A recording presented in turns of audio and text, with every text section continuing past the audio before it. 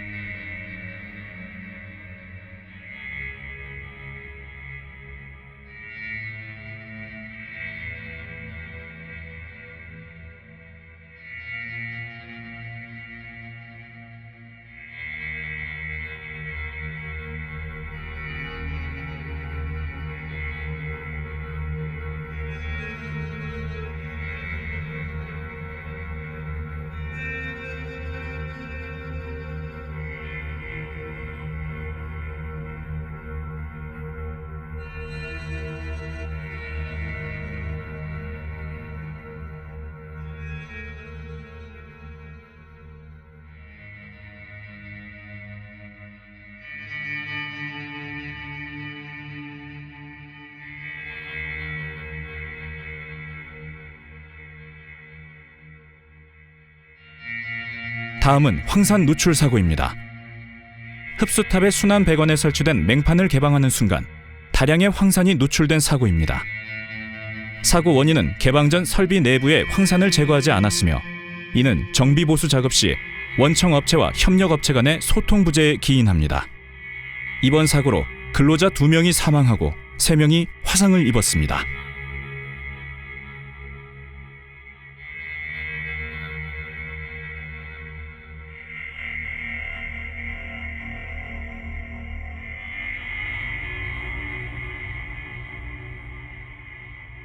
다음 사고는 건설 현장 폭발 사고입니다. 철거 대상 원유 배관을 작업자 5명이 청소 작업을 위해 준비 작업 중 배관 내에 체류하고 있는 유증기의 점화원이 작용하여 폭발한 사고입니다. 사고 원인은 유증기 제거 및 점화원 관리 미흡이며 사고로 2명이 사망하고 4명이 부상을 당했습니다. 동종 사고를 예방하기 위해서는 유증기 누출 방지 조치와 안전작업 허가 발행을 철저히 하여야 합니다.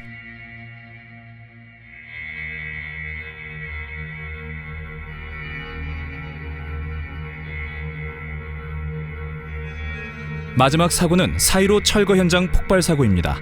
사용하지 않은 TPA 4.15 3기를 작업자 5명이 4.15 상부 집진기 및 측면 맨홀 맹판 용단 작업 중 폭발이 발생하였습니다. 사고 원인은 4.15 내에 가연성 분말이 상존한 상태에서 용단 작업을 실시하였기 때문이며 사고로 1명이 사망하고 1명이 부상당했습니다. 동종 사고를 예방하기 위해서는 철거, 해체 등 비일상 작업 시 위험물 잔존 여부 확인을 철저히 하여야 합니다.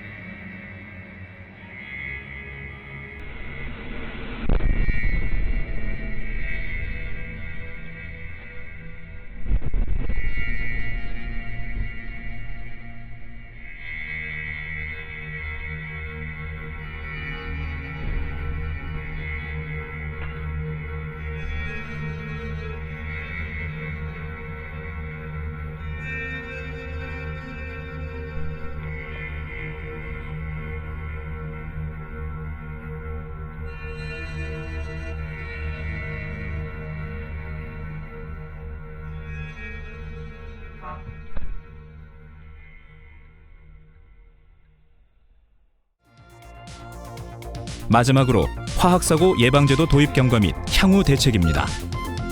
유럽의 화학사고 예방제도는 1976년 발생한 이탈리아 세베소 다이옥신 누출 사고 이후 세보소 지침에 제정되어 시작되었으며 미국은 1984년 인도 보팔 MIC 누출 사고 이후 비상조치 계획 및 지역사회 알권리법이 제정되었습니다.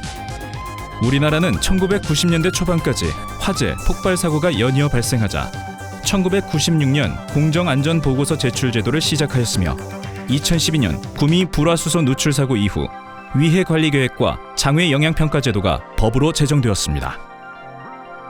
최근에는 지진 등 새로운 위험에 대한 대책이 강화되고 있습니다. 먼저 경주에서 발생한 규모 5.8의 지진으로 PSM 심사 및 확인 시 내진에 대한 확인을 강화하고 있습니다. 또한 제조업 중심 예방에서 건설업, 서비스업, 창고업 및 철거 작업 등 비일상 작업에도 관심을 갖고 있으며 발주자 및 원청 업체의 책임을 강화하고 있습니다. 이를 통해 안전보건공단에서는 우리나라 작업장에서 일어나는 화학사고를 선진국 수준 이상으로 유지하고자 합니다.